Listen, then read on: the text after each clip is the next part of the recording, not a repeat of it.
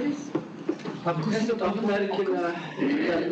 paskutinį tą etapą, aptarkime, kaip iš tikrųjų visą tai mes įgyvendintume, kaip visą tai užtikrintume ir kaip galiausiai veiktų duomenų teikimas, sakykime, tame idealiame pasaulyje, kai jau turime visus įrankius, kai turime metaduomenų katalogą, kai turime UTTS sąsajas. Tai automatizuotos, net sunku ir pačiam prisiminti dar kartais, automatizuotos duomenų teikimo sutartys. Tai pagrindinis principas, ką jau ir aptarinėjome, ar ne, turime šaltinius, turime įsipareigojimus ir turime saveikumą arba interoperabilumą tarp informacinių sistemų. Dažnai tenka dalintis duomenimis, kartais dalinamės todėl, kad turime, kartais dalinamės todėl, kad už tai gauname pinigų.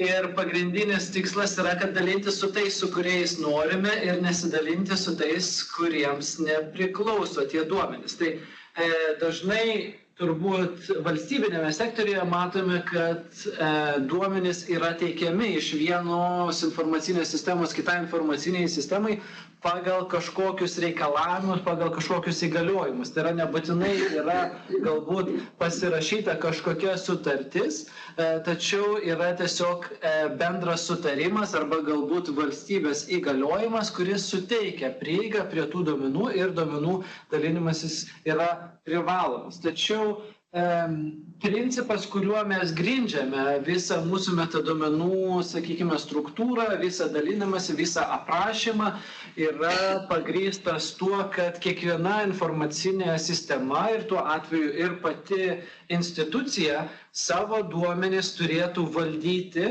ir tvarkyti, sakykime, visumoje. Tai yra, kad jūs esate atsakingi už savo duomenis, jūs esate atsakingi ir už metaduomenis, kurie aprašo tos duomenis. Todėl tikslumas ir kokybė yra turbūt vienas iš pagrindinių tikslų. Kuo geriau apsirašysite tiek metaduomenų kataloge, tiek DSA, tiek visur kitur savo duomenis, savo prieigą, teisinius įgaliojimus ir visą kitą, tuo lengviau bus visiems kitiems. Tai yra, kokiu pagrindu saugote tos duomenis, kokiu pagrindu galbūt gaunate duomenis iš kitos informacinės sistemos, kokiu pagrindu teikiate duomenis, kam galite teikti duomenis, kokius duomenis iš tikrųjų ten turite ir kokio galbūt jautrumo tie duomenis kartais yra, kaip jie turėtų būti teikiami, ar jie prieinami atvirai, ar jie prieinami tik pagal įgaliojimą. Tai turbūt ir priėjome prie tos vietos, kur mes kalbame apie įgaliojimus. Tai duomenų sutartis yra vienas iš kertinių, sakykime, mūsų tokių duomenų mainų įgalinimo aspektų. Mūsų sudarytoje, sakykime, valdysenoje, mūsų sudarytame modelyje visame veikimo turbūt visa prieiga yra kontroliuojama, bent jau tų duomenų, kurie nėra viešai prieinami, yra kontroliuojama būtent per automatizuotas duomenų teikimo sutartis. Jos naudojasi visais tais prieš tai mūsų aptartais metaduomenimis, kuriuos jau esate, sakykime, šiuo atveju supildę į metaduomenų katalogą. Tai yra, jūs esate nurodę, kokia jūs institucija, kokius duomenis saugote, pagal kokius įgaliojimus ir kaip ta struktūra pačių duomenų atrodo ir kokiomis sąsajomis jūs tuos duomenis teikiate. Žinant visus šituos duomenis, kita institucija, kitas galbūt duomenų gavėjas, sakykime, peržiūrėjęs visus tos metaduomenų kataloge gali nuspręsti, kad man iš tikrųjų, kad įgyvendinti savo įpareigojimus arba galbūt, kad atlikti savo kažkokią komercinę veiklą, man reikia šių duomenų. Ir tada pagal tuos metaduomenis jisai gali ir sužinoti, kaip juos gauti. Kitaip sakant, jeigu jūs esate apsirašę, kad jūs naudojate UDTS ir teikite tos duomenis pagal UDTS ir jūsų struktūra yra aprašyta DSA ir visa informacija yra pasiekiama metaduomenų kataloge, tuomet metaduomenų katalogas suteikia automatizuotą duomenų pateikimo galimybę. Kitaip sakant, pats gavėjas gali sudaryti šabloninę sutartį, jeigu jisai nereikalauja jokių transformacijų, nereikalauja specifinių kažkokių duomenų ir jam tiesiog reikia tų duomenų, kuriuos ir turite registre. Tai yra tų master data, kuriuos jūs teikiate per UDTS. jis peržiūrės visus tos metaduomenys, jis gali sudaryti, sakykime, užklausą tokią, pačią sutartį pradėti ir nurodyti, kad aš iš tikrųjų norėčiau gauti iš jūsų šiuos duomenis. Jisai ten nurodo būtent iš kokio duomenų rinkinio, iš kokius duomenų elementus ir galbūt kartais gali net ir nurodyti, priklausomai nuo duomenų paskirties ir nuo duomenų tipo, gali nurodyti ir galbūt ir teisinį įgaliojimą, kad jis iš tikrųjų gali gauti šios duomenis pagal tam tikrus įgaliojimus arba pagal tam tikrą komercinį poreikį. Visa tai būtų užregistruojama pačiame metaduomenų kataloge ir tada jūs kaip duomenų tvarkytojas, kaip duomenų valdytojas, jūs gaunate tą paklausimą, kad iš jūsų yra prašoma pasirašyti automatizuotą duomenų teikimo sutartį. Peržiūrėję, jūs galite įsitikinti ir dėl pačio galbūt teisinio įgaliojimo, jūs galite peržiūrėti, kokie tie duomenys, kas bandoma prieiti ir galbūt šiek tiek patikslinti ir pačią sutartį, šiek tiek patikslinti sąlygas, galbūt turėti tam tikras derybas. Jeigu viskas atitinka jūsų reikalavimus, jūs pasirašote tą duomenų teikimo sutartį, vėlgi atsižvelgiant į ribojimus, galbūt teikimo apimčių, galbūt laikotarpius, visą kitą atsižvelgiant į tai pasirašote ir jeigu viskas yra, sakykime, standartizuotai pagal šablonus, pagal UDTS ir visas kitas standartus, kuriuos mes nustatome, tai ta prieiga duomenų yra automatiškai ir įgalinama. Tai yra, jeigu klientas turi tam tikrą informacinę sistemą ir pasirašo sutartį, jis nurodo, kuriai informaciniai sistemai prieigai yra suteikiama būtent ta, sakykime, ta prieiga, duomenų prieiga ir pagal kokią sutartį ir yra sukuriamas taip vadinamas API raktas. Yra sukuriamas būtent sistemos raktas, kuris leidžia kreipiantis iš tos sistemos nurodyti, kad būtent pagal šią sutartį aš kaip informacinė sistema turiu galimybę prieiti prie duomenų, UDTS atpažinęs ir autorizavęs, kaip ir matėme prieš tai, pagal schemas ir pagal visus procesus autorizavęs šį užklausimą, tuomet patikrina pačios sutarties duomenys, kokie duomenys iš tikrųjų gali būti teikiami, atfiltruoja tos duomenys, jeigu tai yra tik tai mažesnis poibis tų duomenų, kuriuos bendrai teikia pati informacinė sistema ir suteikia šios duomenys duomenų gavėjui.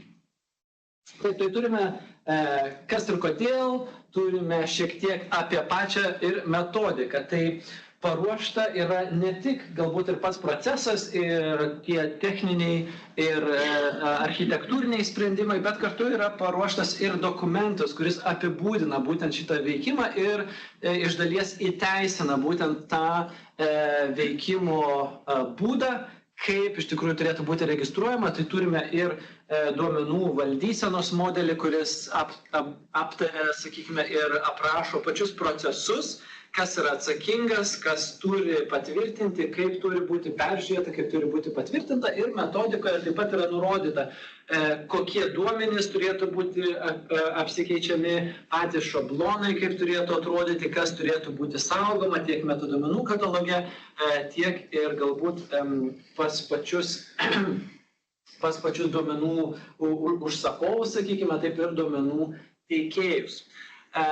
Procesas, kurį ką tik ir apibūdinau, yra ir pati proceso schema, žinoma, gavus užklausimą, peržiūrėjus visus duomenis, tai reiškia, kad jūs būtinai turite patvirtinti, jeigu kažkas netitinka, jeigu kažkas netikslaus yra, arba galbūt tiesiog nenorite dėl kažkokios priežasties teikti tų duomenų, žinoma, visada galite tiesiog atsisakyti ir neteikti tų duomenų, nebent yra tam tikras teisinis įgaliojimas, galbūt kurio negalite paneigti. Vis tiek, net jei ir tai yra duomenys teikiami pagal kažkokį įgaliojimą ir nėra jokios kažkokios komercinės sutarties, vis tiek jūs turite teisę turbūt peržiūrėti ir galbūt patikslinti tam tikrus duomenys ir galbūt imtis kitų veiksmų, kad įsitikinti, kad tai iš tikrųjų yra įstatymo tvarka teikiama prieiga. Pagrindiniai bruožai, tai, kaip ir sakiau, kad visa tai veikia būtent užtikrinamas veikimas būtent pagal UDT specifikaciją. Jeigu turite kažkokias kitas duomenų teikimo paslaugas, jeigu turite savo pačių kažkokias sudaromas duomenų gavimo teikimo sutartis, tai neveiks. Visa tai yra užtikrinama būtent visos infrastruktūros pagalba. Negalime tik tai sudaryti sumanę sutartį, bet paskui duomenys teikti kažkokios kitos jūsų vidinės paslaugos pagalba, kadangi ji turi laikytis tam tikrų standartų, kad viskas teisingai veiktų, kad galėtume užtikrinti ir saugumo duomenų, ir prieigą, ir sakykime, to teisingą aktyvavimą ir deaktyvavimą pačios prieigos, apie kurį dar šiek tiek pakalbėsiu vėliau. Taip, duomenų grupės vėlgi pačioje sutartyje, ką mes turbūt rekomenduotume, kad būtų nurodyta pačiame šablone, kas turėtų būti peržiūrėta, kas turėtų būti pateikta. Kaip ir minėjau, tai yra automatizuoto duomenų teikimo sutartis, tai nėra kažkoks popierinis variantas, kurį turi kažkas pasirašyti fiziškai ar atspausdinti, ar įdėti į aplankalą stalčiuje. Tai yra programinis kodas, tai nėra tik kažkoks dokumentas, PDF ar kažkas kita. Pilnas veikimas pačios sutarties yra užtikrinamas visų komponentų pagalba ir tie duomenys ir metaduomenys susiję su visų veikimu yra saugomi metaduomenų kataloge, jie yra patvirtinami ir fiksuojami kartu ir autorizacijos serveryje ir tik tai tokiu principu būtent yra įgyvenimas visas tas prieigos suteikimo ciklas. Turbūt tiek iš pačių skaidrių, dabar turbūt ką verta dar paminėti papildomai, kas yra galbūt ir pačioje metodikoje, kas yra ir galbūt mūsų principinėje architektūroje veikime ir bendrai apie metaduomenų katalogą, sąsajas ir visą kitą.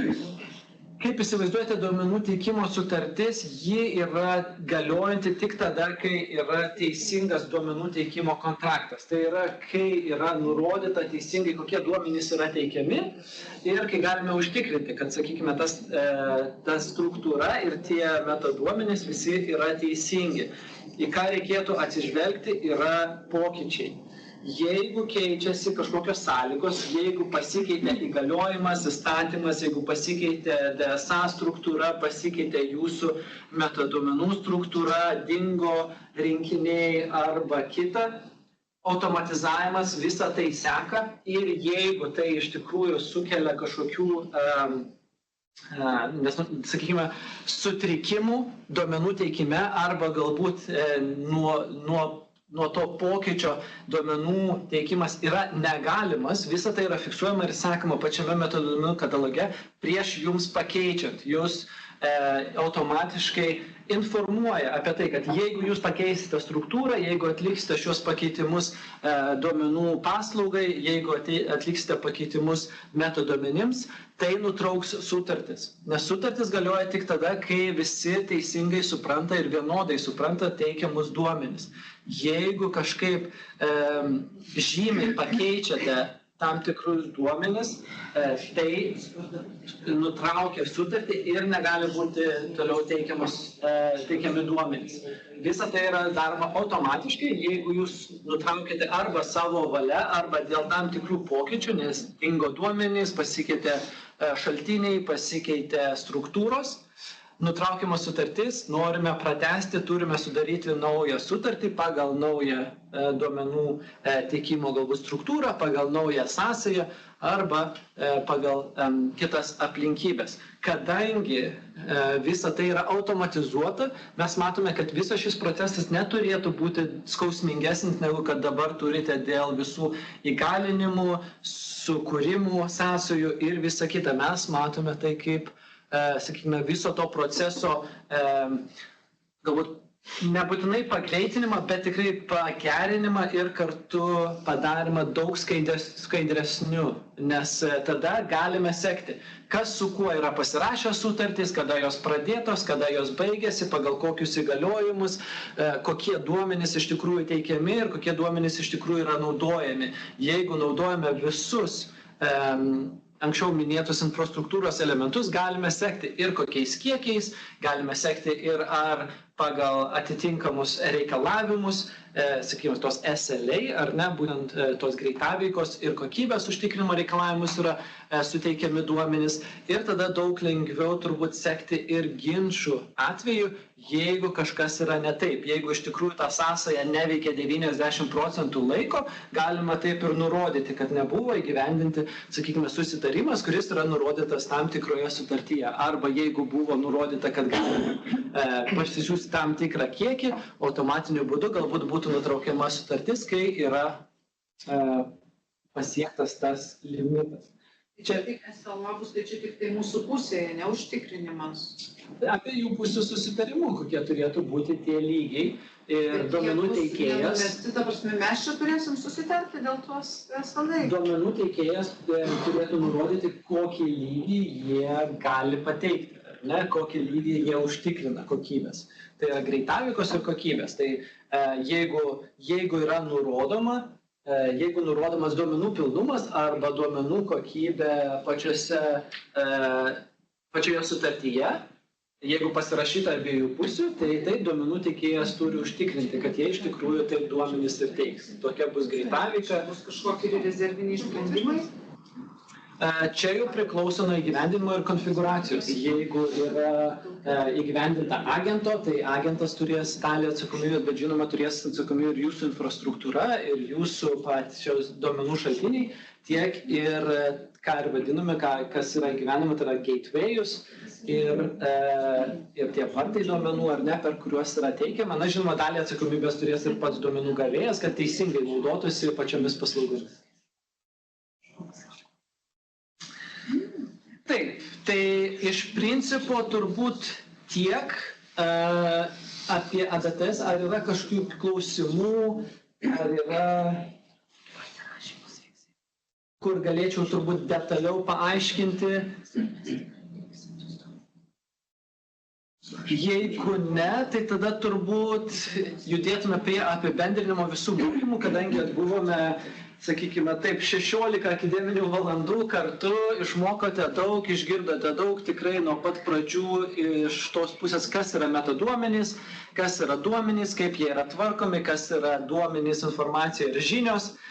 Dar kartelį pasikartojame ryte su Martynu, tai tikiuosi, kad buvo naudinga, tikiuosi, kad daug išmokote, tikiuosi, kad galbūt jeigu turėsite klausimų, kreipsitės ir pasistengsime tikrai patikslinti duomenis, lauksime ir grįžtamojo ryšio ir dėl pačių ir mokymų, ir medžiagos.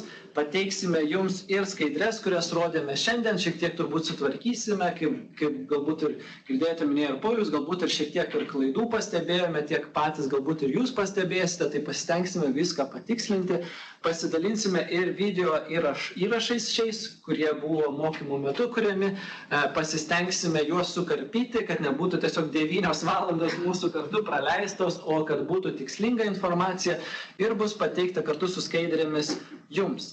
Pagrindinė turbūt žinutė būtų neišsigaskite per daug.